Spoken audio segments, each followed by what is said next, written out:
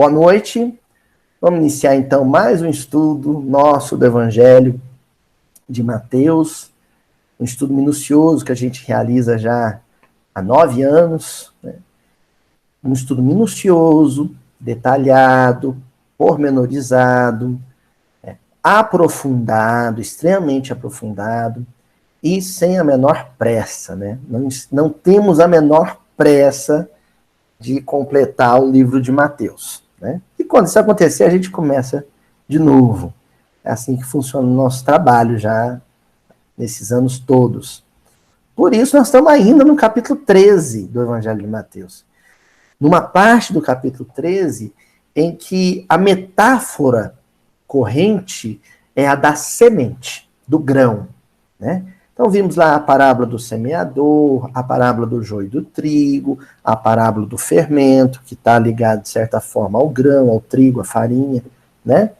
E estamos vendo nesse momento a explicação da parábola do joio e do trigo. Jesus comentando a própria parábola que ele narrou, né? Nós vimos nas semanas anteriores uma introdução desse comentário, o evangelista mencionando que Jesus falava por parábolas para a multidão, mas na intimidade com os companheiros, né, do colégio apostólico, né, Pedro, João, Tiago, né, Tadeu, Filipe. Com esses companheiros, Jesus rasgava o véu. Ele era direto, né? Ele era objetivo e bem firme nos seus posicionamentos. Tanto que no versículo anterior que a gente viu, a menção que o Evangelho de Mateus faz, né, ao Salmo 78, alude ao formato do texto discursivo de Jesus, né? Era um trovão, um rugido de leão, né? O leão de Judá, para usar uma expressão bíblica, né? Era um rugido. Por quê? Porque a ideia é o despertar. A ideia é acordar, né? Quem está dormindo. Quem, né? Tipo, fazendo aqui a reunião do miudinho, se eu perceber que um de vocês está pescando aí, eu falo mais alto, né? Mudo o tom de voz para ver se está acordada, né? Jesus, ele não mudava o tom de voz, porque ele era o mestre, ele era plácido, né? Sempre constante nas suas expressões emocionais, mas, ao que parece nas descrições da literatura, psicografada pelo Chico, né? Sobretudo 2 livros, que eu recomendo demais sempre. O livro Boa Nova e o livro Jesus no Lar, né? Jesus, quando precisava ser enérgico, ele era enérgico, né? E ele traduzia essa energia pelo o teor, a essência do que ele falava. A ponto de, em certa ocasião, Pedro se dirigia a Jesus e falava assim: mestre, né, suas palavras são duras, quem as poderá ouvir? Quem é que vai suportar isso que você está dizendo? Né, nós mencionamos esse versículo, né, do Evangelho de Lucas, ou de João, se não me falha a memória, em que Pedro fala com Jesus: nossa, essa palavra, essa fala do Senhor é dura, o seu falar é duro. Quem poderá ouvir? Quem dá conta de suportar o fardo, o peso disso que o Senhor está dizendo? Então, gente, estudo minucioso do Evangelho nunca foi para quem tem estômago fraco, né? O senhor Honório Abreu começou esse trabalho, né, lá no Padre Eustáquio, no bairro Padre Eustáquio, em Belo Horizonte, um grupo pequeno e um grupo que cresceu, lógico, chegou a ter o quê? 100 pessoas, 100 e poucas pessoas, mas nunca cresceu demais. O movimento do estudo minucioso do Evangelho, aqui em Minas, durante décadas, nunca foi um movimento de massa. E ainda não é. Ainda não é. E tão cedo não vai ser. Né? Nós estamos aqui, a presença da Lucy, do Éder, né, que tocam o NEP lá em Santa Maria, no Rio Grande do Sul. Eles sabem disso. A reunião deles eu visitei, uma reunião no sábado de manhã, né, Lucy?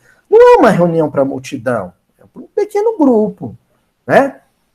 Muito embora a gente fique espantado aí com o número de inscritos, do canal do Mildinho, espantado pra gente, porque a gente sabe, né, que um grupo de 8 mil pessoas dentro do YouTube é um grupo muito pequeno, né? A gente sabe aí de canais religiosos que tem 100 mil, 200 mil pessoas, 300 mil pessoas. Por quê? Porque o estudo minucioso, ele te possibilita chegar ao Cristo direto, né? Objetivo, a objetividade do discurso dele. Você transpõe as camadas, né, as barreiras linguísticas que Jesus colocava como véu, como obstáculo mesmo, para que só chegasse no centro do seu discurso, na essência do seu discurso, quem se esforçasse muito e quem tivesse muita coragem. Quem tivesse muita coragem. Só chegava nesse epicentro do discurso de Jesus quem tinha estômago, fibra. Né? Porque é um discurso que causa desconforto. Causa muito desconforto. Agora, desconforto, gente, é alguma coisa que surge assim para nos livrar de males maiores. Então você está sentado num sofá, um sofá super confortável, assim, assistindo a sua série preferida lá no serviço de streaming, lá da televisão, né? Tomando uma caneca lá de chocolate quente, uma delícia. Tá confortável, não é? Com a sua família. Aí, de repente, começa a pegar fogo lá no andar de baixo. Lá no primeiro andar do prédio. Bate na sua porta, é o síndico. O que é que o síndico veio fazer? Veio te roubar ou te tirar do seu conforto. Por que o síndico está dizendo lá, né? Dona Djalma, né? Dona Flávia, o senhor, a senhora precisa evacuar o apartamento, evacuar o prédio imediatamente. Tem que sair agora, largar tudo para trás e sair agora. Qual que é a intenção desse síndico? Simplesmente estragar sua série de TV? Ele é um baita de um xarope que veio te estragar o prazer do chocolate quente, do sofá macio? Qual que é a intenção dele? Por que ele está te tirando do conforto? Do local de conforto, da zona de conforto? Porque ele quer te livrar de um mal maior, de um perigo maior. Entendendo? Então, essa é uma característica de todos os núcleos de estudo e pesquisa do Evangelho. O pessoal que acompanha pela internet, o canal, e que frequenta um grupo pequeno de estudo minucioso do Evangelho, sabe que essa é uma característica desses grupos. Vocês aqui de Uberaba, todos sabem disso, né? Que é um estudo que causa uma certa tensão em todos nós, né? Luiz, por que você está fazendo essa longa introdução?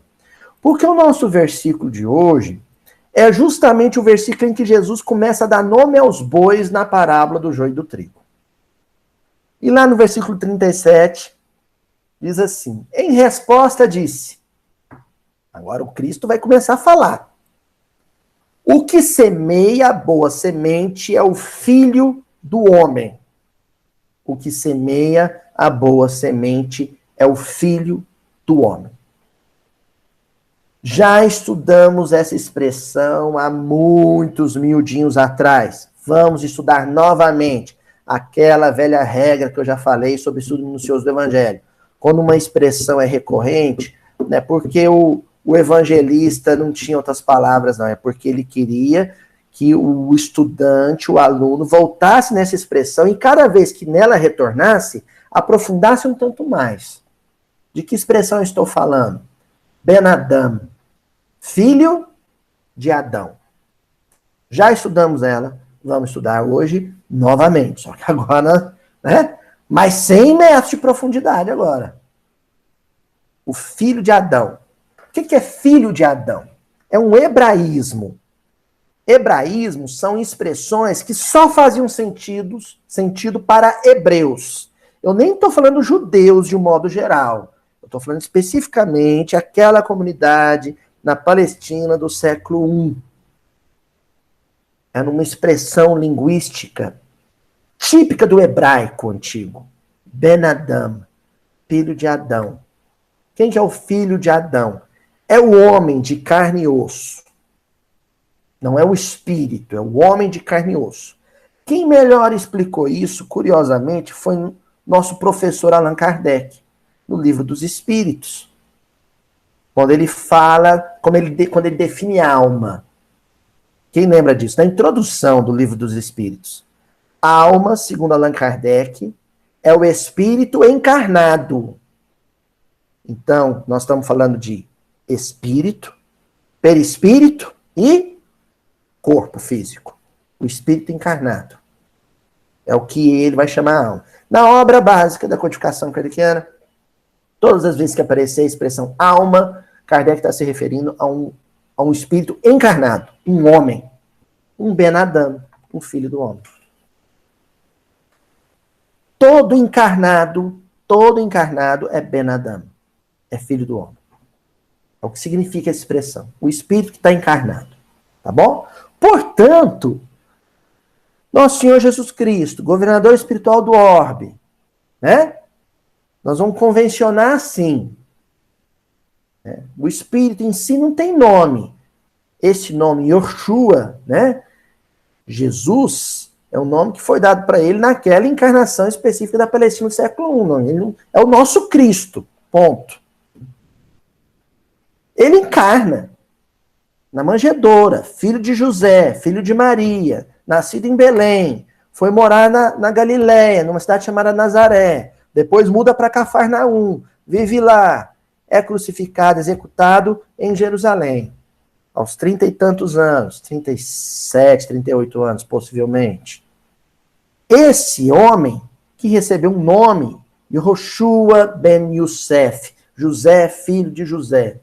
Perdão, Jesus, filho de José. Yehoshua ben Yosef.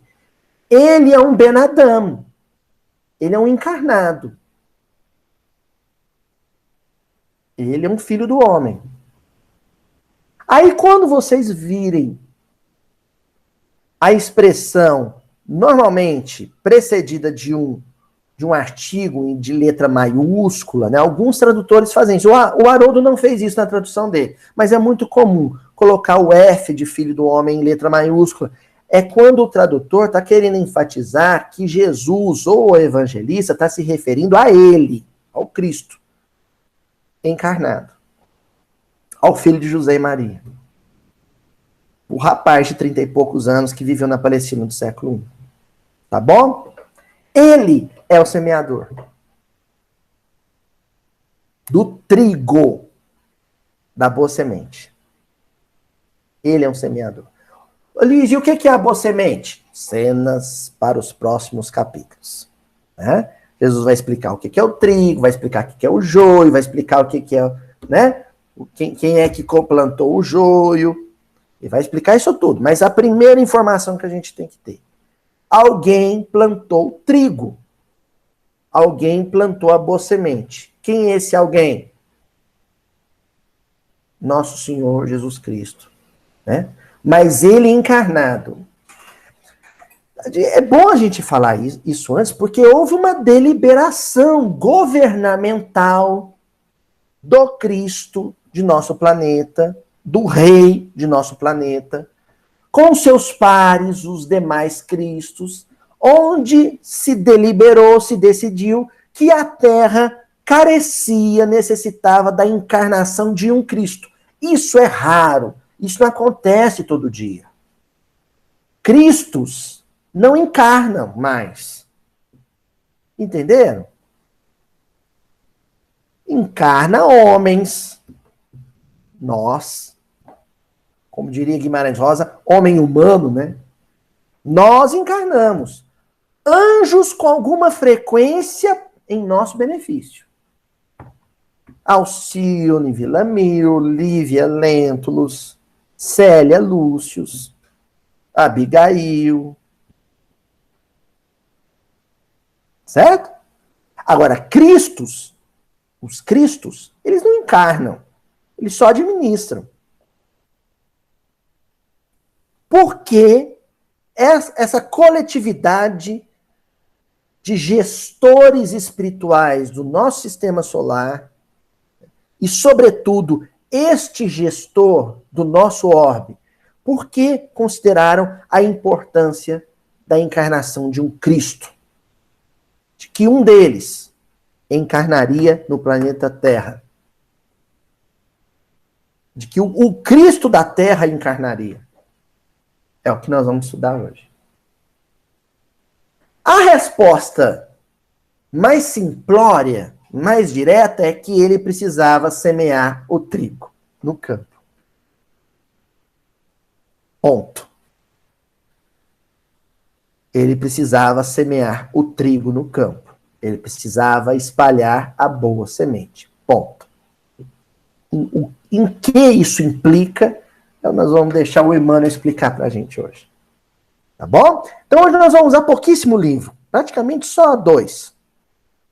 E o principal, quando a discussão é essa, o Ben Adam, o Cristo encarnado, Jesus, filho de Maria e José, é o livro A Caminho da Luz. Num capítulo intitulado A Vinda de Jesus. Capítulo 12 do livro, viu, gente? A Vinda de Jesus. A Caminho da Luz, capítulo 12, A Vinda de Jesus. É o melhor texto, a melhor literatura. Uma das, porque tem a outra que eu vou apresentar daqui a pouco, né? Mas uma das melhores literaturas para se compreender a importância do nascimento desse Cristo entre nós, a permanência dele como encarnado, como filho de Adão, durante 30 e poucos anos. Tá bom? É o melhor texto que tem. E o Emmanuel, ele começa afirmando assim: começava a era definitiva da maioridade espiritual da humanidade terrestre. De vez que Jesus, com a sua exemplificação divina, entregaria o código da fraternidade e do amor a todos os corações. Então, pausa. Chicão, meu filho, Chicão, moleque doido, que vocês já conhecem, ele ganhou quando tinha 1 ano o que a gente chama de velotrol. Eu chamo de motoquinha. Né? Um triciclo. 3 rodinhas, né? E um cabo, uma alça, para o papai e a mamãe dirigir ele. Ele andava. Só que o Chicão cresceu. A perna foi ficando comprida e ele não cabia mais ali.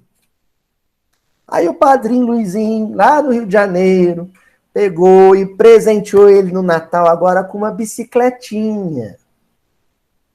Uma bicicletinha. Ele ganhou de presente do padrinho. Né? Padrinho afetivo, viu, gente? Antes que alguém ache que eu fui na igreja batizar. Padrinho afetivo, né?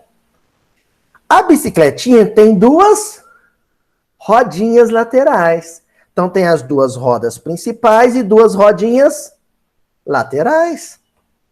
Porque senão o Chicão, moleque doido, cai. Mas um dia ele vai se tornar o selvagem da motocicleta e vai arrancar as 2 rodinhas e vai andar só nas 2 principais. Aí ele vai começar a ser um rebelde. Vai chegar o dia em que o Chicão, né? Juju não gosta dessa história, mas ele vai chegar para mim e vai falar assim: ô pai, eu tirei carteira, me arruma a chave do carro para eu dar um passeio com a minha namorada. Né? Juju vai ficar bicuda, mas é o que vai acontecer. Por que que eu vou entregar a chave para ele do carro? Porque ele vai me apresentar uma habilitação. Dirigir um carro não é dirigir um triciclozinho e nem dirigir uma bicicleta de rodinha. As consequências dessa responsabilidade assumida são muito mais graves. E eu vou entregar a chave para ele dizendo: meu filho, você sabe o que significa isso, né? A partir de hoje, você pode machucar ou se machucar. Você pode matar, você pode morrer. Dirigir um carro é uma coisa séria, grave. Olha lá, hein? Mas o Estado brasileiro, o poder público, só vai conceder a ele essa habilitação porque considera que ele adquiriu a sua maioridade. A encarnação de Jesus entre os homens representa que a humanidade, de um modo geral, adquiriu a sua maturidade espiritual.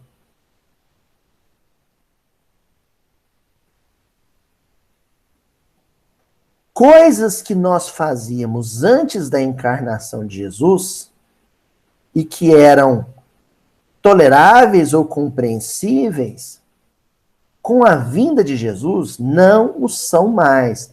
Então, guerras motivadas por crença, por religião, antes da vinda de Jesus, não tinham o mesmo peso de responsabilidade que tiveram após a vinda de Jesus. Matar em nome de Osíris no Egito da Antiguidade tinha um peso X. Matar em nome de Jesus nas cruzadas durante a Idade Média tem um peso 2x. Tá entendendo? É muito mais grave. É muito mais sério. A humanidade adquiriu a sua maioridade espiritual.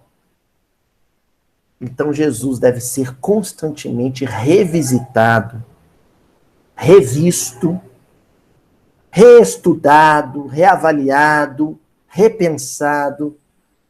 Mas constantemente, eu digo pelo menos semanalmente, como a gente faz aqui no Miudinho. Pelo menos semanalmente. Porque cada vez que eu abro o Evangelho, cada vez que eu leio uma passagem da vida de Jesus, cada vez que eu leio uma frase dita por nosso Senhor Jesus Cristo, é eu lembrando que eu não sou mais criança. Eu não sou mais criança.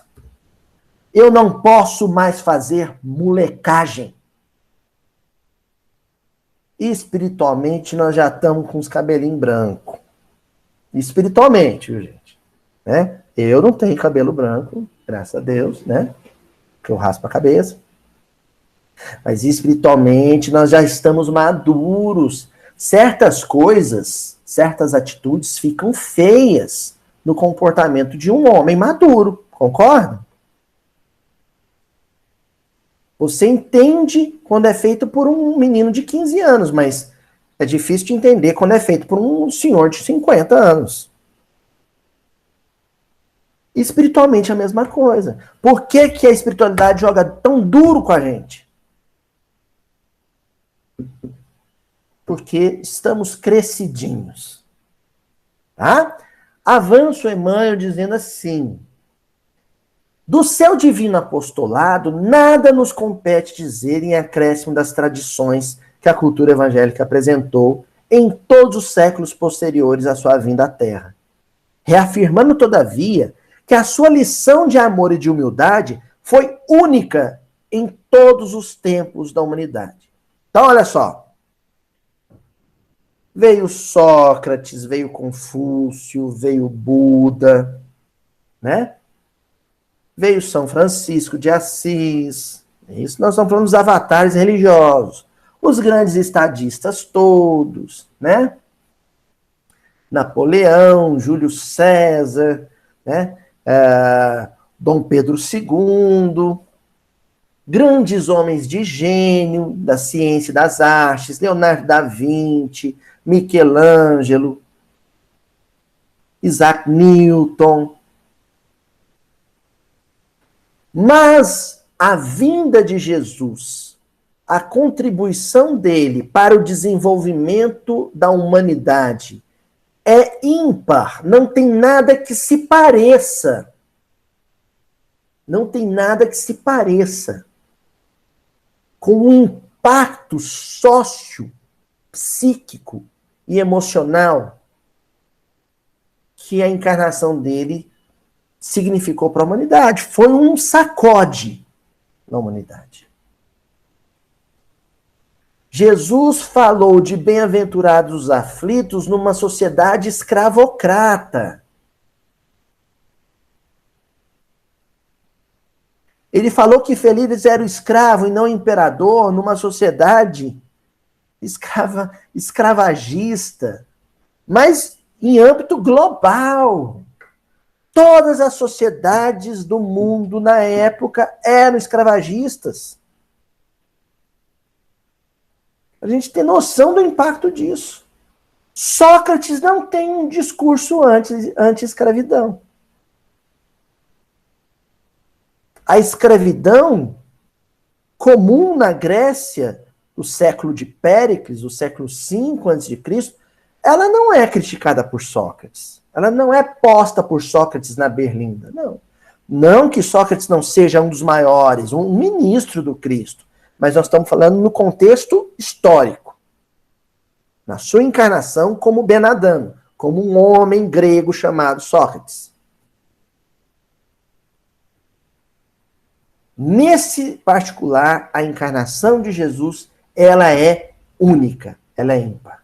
Porque ela trouxe elementos para a reflexão humana, ela pôs grilos na nossa cabeça que nos tiram o sono até hoje.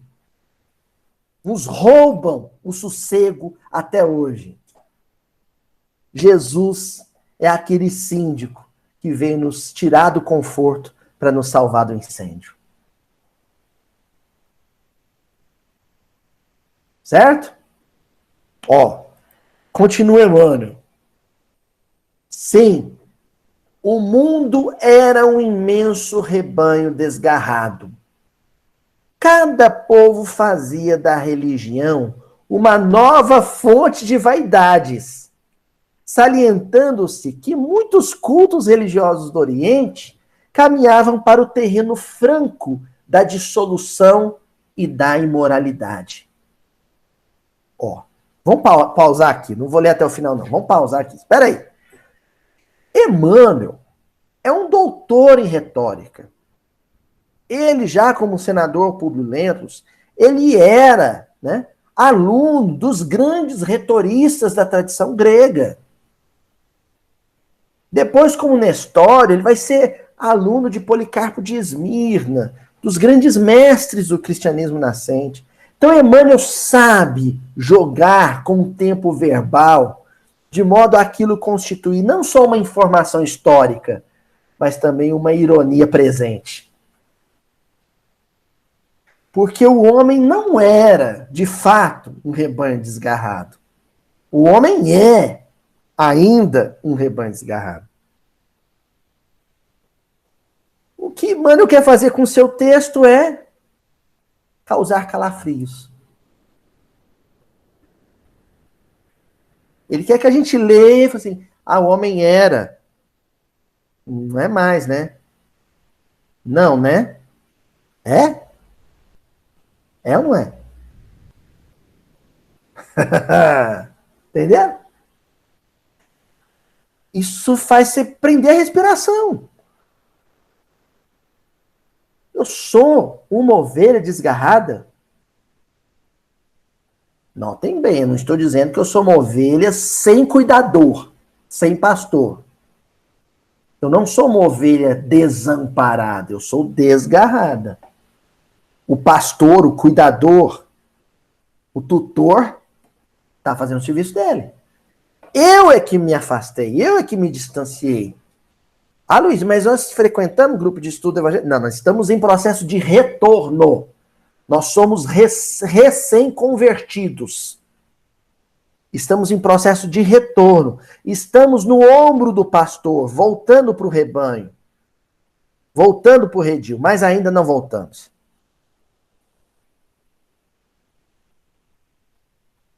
Estamos em processo de retorno.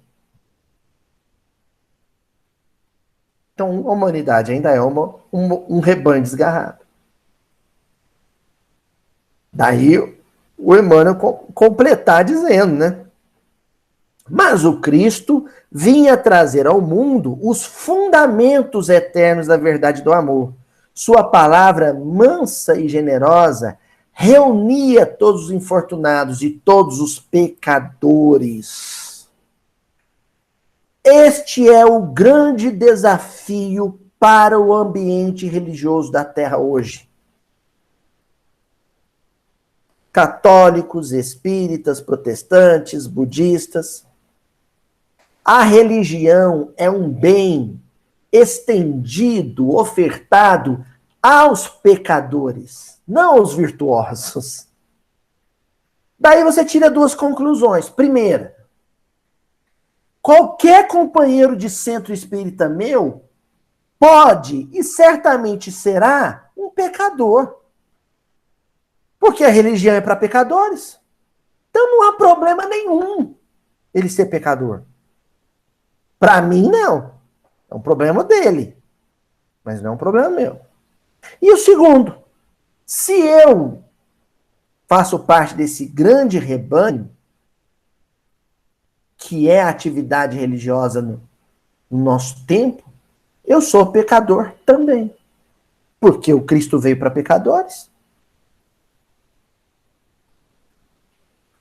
Ah, Luiz, pecador, o que é pecador? É o inconfessável, tá? Quando eu falo aqui de pecado, eu não estou me referindo à discussão com o esposo no almoço, não. Estou falando a coisas que cada um de nós aqui, ó, não confessaria em público. Vocês acham que eu sou bobo, né? Essas manotas que eu dou aí, uma vez que eu briguei no restaurante, essas coisas é o que eu tenho coragem de contar para vocês. Sou bobo? Vou deixar registrado aqui para 8.000 pessoas ver que eu não estou valendo nada. Quer dizer, eu não estou valendo nada, mas eu também não vou ficar esfregando na cara de ninguém isso, não. Somos pecadores, dignos de piedade e misericórdia. Todos nós, sem exceção. Isso te conforta, isso te desconforta. Te conforta quando você fala, tô na média, então, né? Então tá, né? Tamo junto. E te desconforta na hora que você tem que olhar para o sujeito que você mais detesta, que mais te passa raiva e falar assim, é um direito dele ser como é. Deus deu a ele esse direito de ainda estar errando. Ele é um pecador. A presença de Jesus entre nós representa isso. Esse baque, essa injeção de realidade e lucidez. O que Jesus faz com esses 12 discípulos na intimidade, gente, é dizer, olha, quem que vocês pensam que são? Para eles baixar a bola. Né? Curvar a fronte. E em seguida falar assim, vós sois deuses, tudo que eu tenho feito, podereis fazer e muito mais. Para eles erguerem o rosto. Entendeu? Te rebaixa para te elevar. Você ainda não é nada, mas pode ser tanto. A notícia do Evangelho, né? Fazer uma referência aos companheiros lá de Belo Horizonte, né? É um vir a ser. É quando você sempre está pisando em chão firme, porque toma consciência do que ainda é, e voando alto, porque vislumbra o que pode ser, o que pode vir a ser. Daí o Emmanuel completar dizendo, sua palavra, mansa e generosa, reunia todos os infortunados e todos os pecadores. Eu voltei a ler essa frase para destacar o todos, não é alguns, não é os que eu fui com a cara. Não é os que têm meu sangue ou meu sobrenome. Não é os que eu conheço há 20 anos. É todos. Não é os que votaram no mesmo candidato que eu. É todos. Todos. Esse todos aí é um caroço de manga. Manga palmer, assim, grandão, sabe? Entalado na goela de muita gente. Não dá para engolir. Tem gente que não consegue engolir. Não. Todos não. É todos mesmo. Nossa, todos é difícil. Continuemos. Espalhou as mais claras visões da vida imortal, ensinando às criaturas terrestres que existe algo superior às pátrias, às bandeiras, ao sangue e às leis humanas. Eita! Estão vendo como o Emmanuel brinca com o tempo verbal? Ele não está falando do tempo de Jesus, não. Ele está falando do nosso. Você quer ver? Vocês vão... Aqui, ó, vocês que eu estou vendo. Vai só balançar a cabeça se sim ou se não. Certo? Ó, então vamos lá, ó. Vou repetir. Ensinando às criaturas terrestres que existe algo superior às pátrias. Tem gente que acha que a sua pátria é superior à do outro? Vou piorar a pergunta. Tem espíritas que acham que a sua pátria é superior à dos outros? Principalmente os que entenderam errado o livro do Humberto Campos. Continuando. Tá bonitinho vocês balançando a cabeça, gente. Tá bonitinho. Tá juntinho. Ó. As bandeiras, né? Partido, time de futebol. Tem gente que acha que o seu time de futebol e o seu partido político é bem superior ao dos demais? Tem. No meio espírita também? Tem, né? Nesse quesito eu sou extremamente evoluído, porque eu tô felizinho do Vascão ter ganhado do Botafogo, porque eu sei que na próxima semana é só derrota, né? Tô feliz com isso. Agora, esse pessoal que torce pro Internacional, pro Palmeiras, esse pessoal aí é meio arrogante aí, né? Fazer o quê, né? Ao sangue e às leis humanas. Tem gente que acha que a sua família merece mais consideração que a família dos outros? Claro, todos nós achamos isso. Basta ver aqueles bobão, os pais levando o filho para fazer vestibular. Não é? Chegando na porta lá do local da prova com seu campeão a tiracolo, né? Oh, o meu gladiador vai derrotar todo mundo. Aí depois passa em primeiro, o cursinho põe ele lá no outdoor. Aí ele leva todo mundo da família. Ah lá, meu campeão. Ó. Puxou o pai. Puxou a mãe. Não é assim?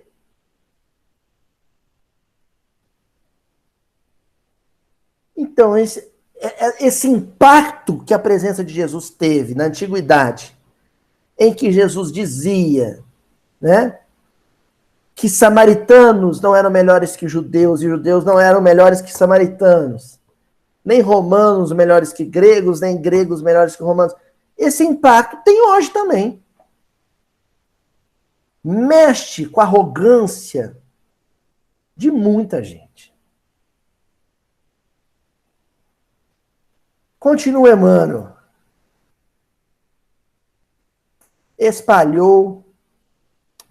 Sua palavra profunda, enérgica e misericordiosa, refundiu todas as filosofias, aclarou o caminho das ciências e já teria irmanado todas as religiões da terra, se a impiedade dos homens não fizesse valer o peso da iniquidade na balança da redenção.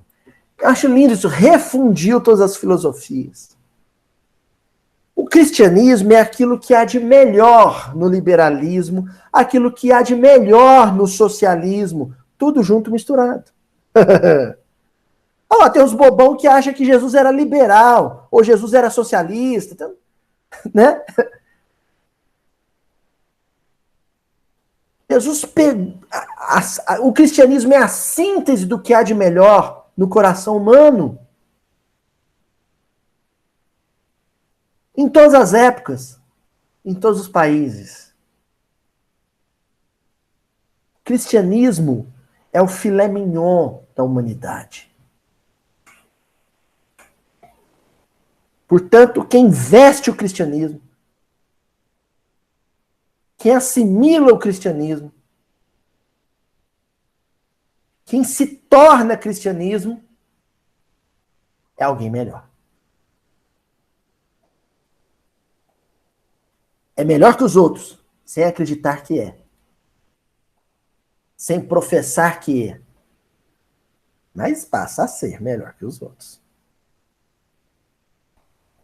E olha que eu estou falando que, de repente, eu posso ser budista, nunca ouvi falar de Jesus e viver o cristianismo. Porque o cristianismo não é uma profissão de fé. O cristianismo é uma maneira de viver. Eu posso ser budista, muçulmano, e ter um comportamento cristão.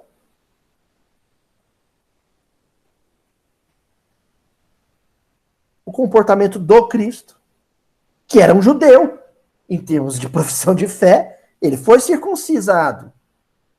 Ele participava do Ceder de Páscoa. Ele visitava o templo. Jesus era um judeu.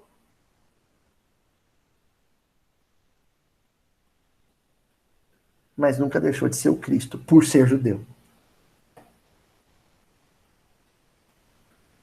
Ó.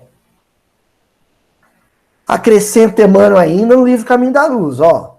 De suas lições inesquecíveis, decorrem consequências para todos os departamentos da existência planetária, no sentido de se renovarem os institutos sociais e políticos da humanidade, com a transformação moral dos homens dentro de uma nova era de justiça econômica e de concórdia universal.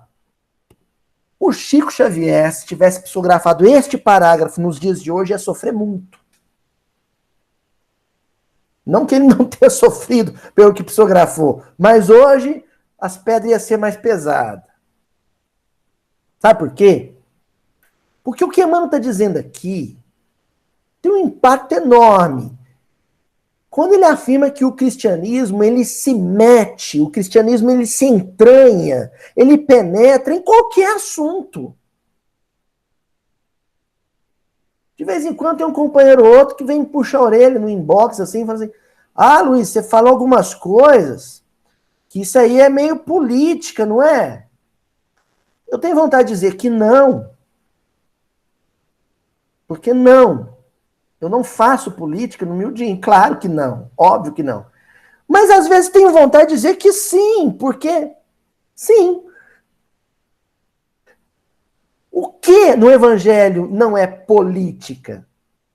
O problema é que as pessoas confundem partidarismo com política. A palavra política vem do grego polis. Sabe o que quer dizer polis? Comunidade. Uma comissão de festa para formatura na universidade é uma polis ou polis. O condomínio no meu prédio, sabe reunião de condomínio? É uma reunião política.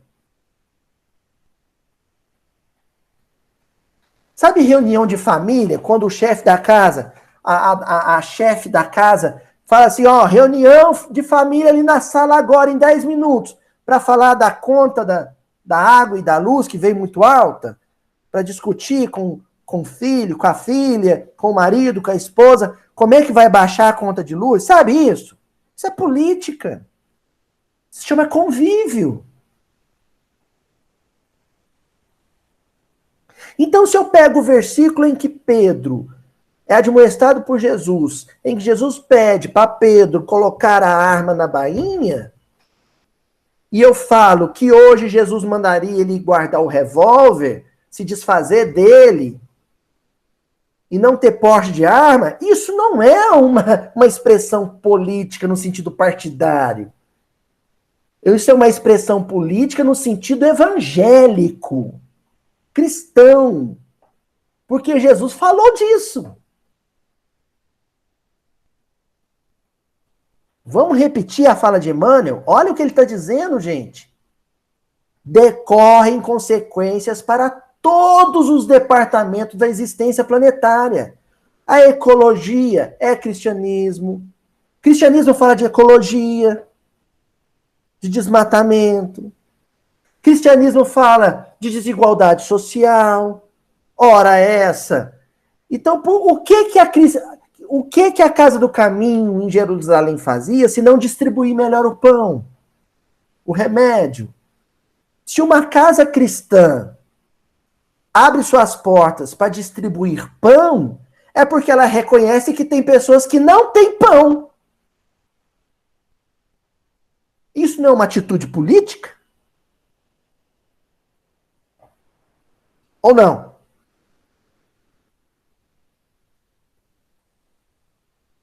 Se eu distribuo cobertor, eu reconheço que tem pessoas que não têm cobertor. Essa tomada de consciência é lucidez. E essa fala incisiva de Emmanuel aqui no final, com a transformação moral dos homens dentro de uma nova era de justiça econômica e de concórdia universal, sabe com quem Emmanuel está falando? Com aquele menino espírita que frequenta a mocidade, que é capaz de encher um prato de comida desse tamanho no encontro de jovens e deixar metade no prato, para a comida ir para o lixo.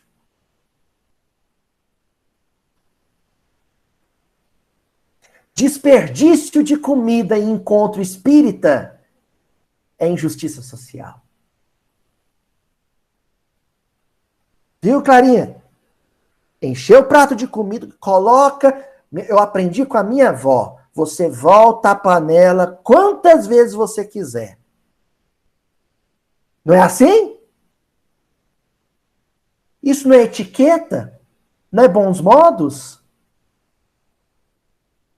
Não é elegância, educação? Então, cristianismo também é etiqueta, bons modos, elegância, educação.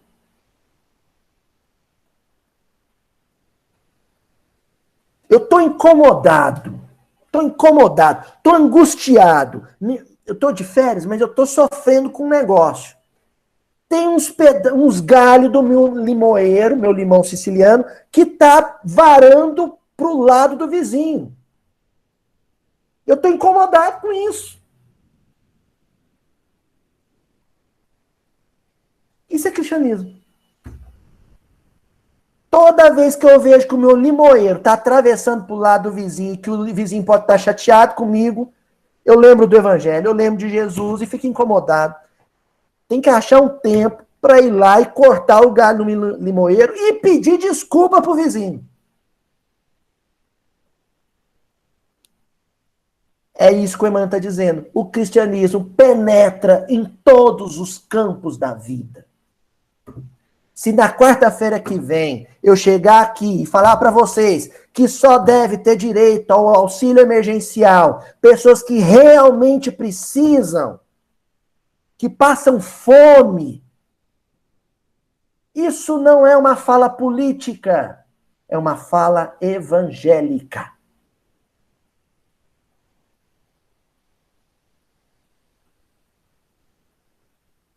É uma fala evangélica. A tia Adriana sabe disso. Nosso encontro de mães, nosso grupo de mães em situação social de risco, aqui no Grupo Espírita de Passanufo, né? Tem um trabalho no final do ano difícil de ser feito, que é a sindicância. Né, tia Adriana? Que é quando a diretoria da casa visita os lares assistidos para averiguar se a pessoa permanece no grupo ou não. Se ela melhorou de condição social ou não. Para receber a cesta básica e tudo mais. E é lindo, lindo, quando uma dessas mães, por conta própria, procura a diretoria da casa e fala, olha, eu vou deixar de frequentar o grupo e receber a cesta porque o meu marido agora está com um emprego melhor e eu queria que vocês cedessem a minha vaga para quem mais precisa. Não é assim, tia Adriana? Isso é bonito. Sabe qual é o nome disso? Cristianismo. Isso é cristianismo.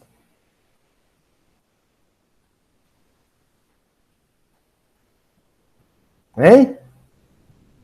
Ó, continua, Emmanuel. Pode parecer que as conquistas do verdadeiro cristianismo sejam ainda remotas, em face das doutrinas imperialistas da atualidade. Mas é preciso reconhecer que 2000 anos já dobraram sobre a palavra divina. Muita gente vai dizer para nós que isso é utópico, que isso é bonito no vídeo, que isso é bonito no canal do Miudinho, mas que na vida real não é assim que funciona. Eu já ouvi que essa minha campanha sobre desarmamento da sociedade, essa bandeira que eu impunho com tanto entusiasmo,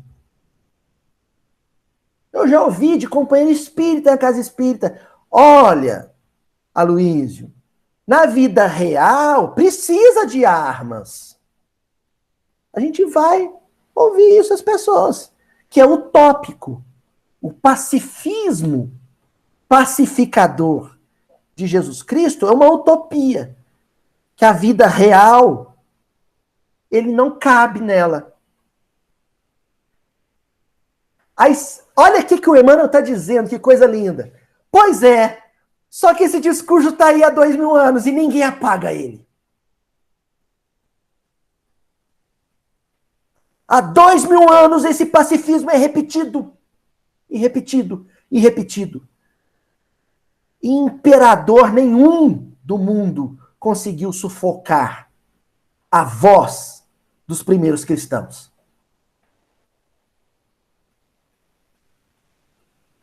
Então isso não é mais utopia, porque isso já nos invadiu há 2000 anos. Já está lá.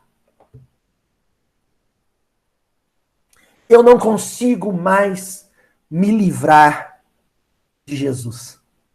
Jesus é inevitável.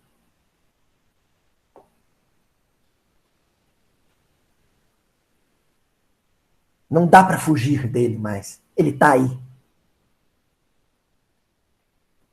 E está aí para me tirar do conforto. E está aí para me incomodar. E está aí para me tornar um ser humano lúcido, acordado, desperto, atento, livre, liberto de ilusões. Continua o professor Emmanuel.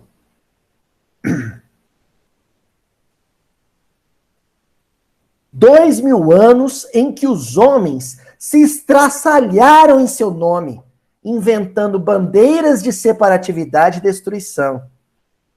Incendiaram e trucidaram em nome dos seus ensinos de perdão e de amor, massacrando esperanças em todos os corações. Aqui, ó, vou parar aqui e contar um negócio para vocês. Eu e a tia Adriana, o pessoal do canal não conhece a tia Adriana, vai conhecer.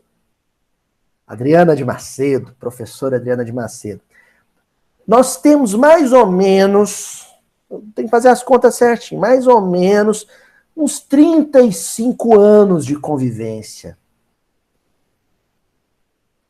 Eu vou fazer 42 anos, hein? Nós temos 35 anos de convivência. A Adriana é uma irmã. Uma vez eu fui na concessionária comprar um carro, ela estava comigo, eu apresentei ela como irmã. Não foi, Adriana? É a minha irmã. A Adriana é minha irmã. Nós já brigamos várias vezes. Não, não é, tia Adriana? Só que eu e a tia Adriana, a gente funciona assim. No que a gente não concorda, em termos de tarefa, não estou falando briga para tarefa, para fazer tarefa, briga amistosa, briga afetuosa. No que a gente não concorda, cada um assume o seu posto e faz sua tarefa em separado. E no que a gente concorda, a gente trabalha junto até morrer. E funciona, tem 35 anos. No que a gente discorda, cada um segue seu caminho. No que a gente concorda, a gente dá as mãos e morre junto, se precisar. Meu Deus, quando eu penso na minha amizade com a Adriana, eu fico pensando no movimento espírita. Essa separatividade em que um quer convencer o outro que o fulano é a encarnação do Beltrano. E se odeiam por isso.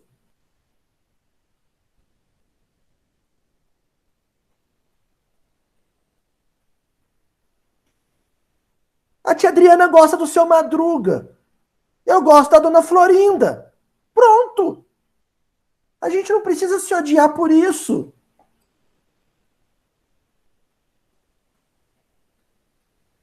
Mas ambos gostamos do Chaves, né, tia Adriana?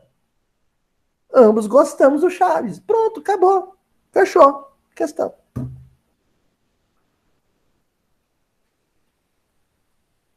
Por que que o movimento espírita não aprende a trabalhar assim? Eu lido assim, estou dando exemplo meu, porque seja exemplo disso, não. É só para dizer para vocês que funciona, viu? Com muitos amigos meus, tem tarefas que eu não abraço, que eles abraçam. Tem tarefas que eu abraço, que eles não abraçam. E tem tarefa que abraçamos juntos. Pronto. É assim que funciona.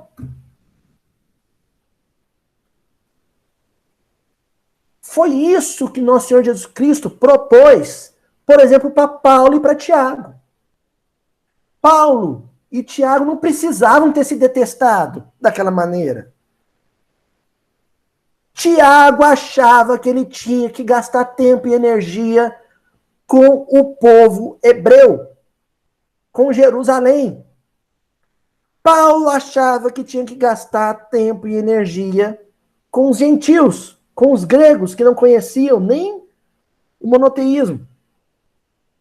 Cada um trabalha no seu terreno, fazendo aquilo que acredita, mas tinha um amor em comum, o evangelho. Paulo não precisava convencer Tiago a sair pregando pela Grécia. E Tiago não precisava convencer Paulo a morar em Jerusalém. Mas ambos, um em Corinto, outro em Jerusalém, precisavam amar o mesmo Cristo. É isso que Jesus propôs. Por isso, Emmanuel encerra essa lição dizendo: contudo, o século que passa. Olha, esse livro foi um livro psicografado no início, na primeira metade do século XX. O século que passa deve assinalar uma transformação visceral nos departamentos da vida. Transformação visceral. Onde é que ficam as vísceras? No interior, na intimidade. Nos departamentos da vida, tudo. Na política, na economia, na ciência, nas artes. Então, Emmanuel está falando do século XX. Foi o século com a maior quantidade de transformações histórico-culturais em todos os tempos. Aí ele completa. E aí agora dá para arrepiar. Ele completa dizendo: porque os homens, porém, a dor completará as obras generosas da verdade cristã, porque os homens repeliram o amor em suas cogitações de progresso. Aí ele está falando de agora. As transformações que o século XX começou, a dor vai completar no século XXI. Então, lá nos Estados Unidos, em 1968, o primeiro aluno negro teve o direito de pisar dentro de uma universidade. Isso foi uma conquista do século XX. Ainda existe racismo? Sim. O racismo que não foi transformado no século XX, a dor no século XXI vai cuidar dele.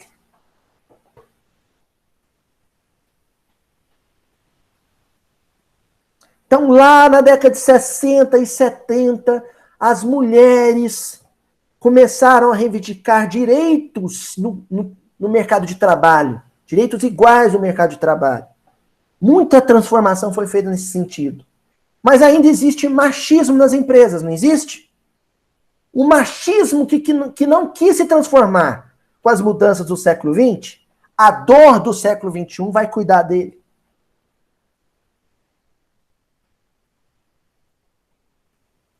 Não se assustem com os dias que virão. É apenas Jesus dizendo as mesmas coisas de um jeito diferente. Por isso nós vamos encerrar hoje com um poema de Amaral Ornelas, que está no livro Poetas Redivivos, capítulo 114, título Jesus. E o poema diz assim: reis, juízes, heróis, generais e tiranos, entre o ouro e o poder, de vitória em vitória, comandaram na terra a vida transitória, erguendo sobre o povo os braços soberanos. E passaram fremindo, arrojados, insanos, ébrios de ostentação e famintos de glória, detendo-se, porém, nos túmulos da história, relegados à dor de cruéis desenganos. Mas o Cristo, na palha, humilde e pequenino, traz consigo somente o coração divino, na exaltação do bem, que ilumina e socorre. E brilhando por sol generoso e fecundo, em todas as nações que engrandecem o mundo, é sempre o excelso rei do amor que nunca morre. Que Jesus nos abençoe. Até a semana que vem.